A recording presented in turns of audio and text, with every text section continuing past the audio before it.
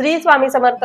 बघा, नवीन कॅलेंडरनुसार म्हणजे इंग्रजी कॅलेंडरनुसार जानेवारी महिना सुरू आहे आणि त्यासोबत आपल्यासोबत काही नवीन सेवेकरी देखील जुळत आहेत व त्या नवीन सेवेकऱ्यांना माहित नाही की महाराजांची सेवा कशी करायची. त्यांना ऐकून आहे की महाराजांची एवढी एवढी प्रचिती येते, मला देखील सेवा करायची आहे, मला देखील अनुभव घ्यायचा आहे, पण महाराजांना आपल्या घरामध्ये अधिष्ठान कसं द्यायचं, महाराजांची रोज नित्य सेवा कशा पद्धतीने करायची हेच त्यांना माहित नाहीये. आणि जरी माहित असलं तर ती तोडकं मोडकं माहित आहे, व्यवस्थित इन डिटेल मध्ये त्यांना सविस्तर कोणी सांगितलं नाही आजपर्यंत. तर त्या सर्वांसाठी आजचा हा व्हिडिओ आहे. त्या सगळ्यांनी आपले घरामध्ये महाराजांना अधिष्ठान द्यायचं आहे. महाराजांची मूर्ती किंवा फोटो आपल्या घरामध्ये असणं आवश्यक आहे.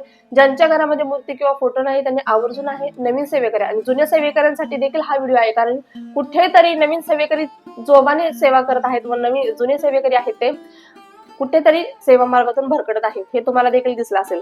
नवीन सेवेकऱ्यांनी आपल्या जवळपासच्या केंद्रातून ही नित्यसेवेची पोथी आहे, नित्यसेवेची पोथी व स्वामी चरित्र सारामृताची पोथी, अशा पद्धतीने तुम्हाला हे दोन्ही पुस्तकं घेऊन यायची आहेत. आणि ही पुस्तकं आणल्यानंतर नित्यसेवा कशा पद्धतीने करायची, कशी करायची, बघा नित्यसेवा करताना नियम अटी देखील पाळणं तितकंच महत्वाचं आहे. या संबंधीचा व्हिडिओ आपल्या चॅनलवरती अपलोड झालेला, त्याची सविस्तर माहिती संपूर्ण त्या व्हिडिओमध्ये दिलेली आहे.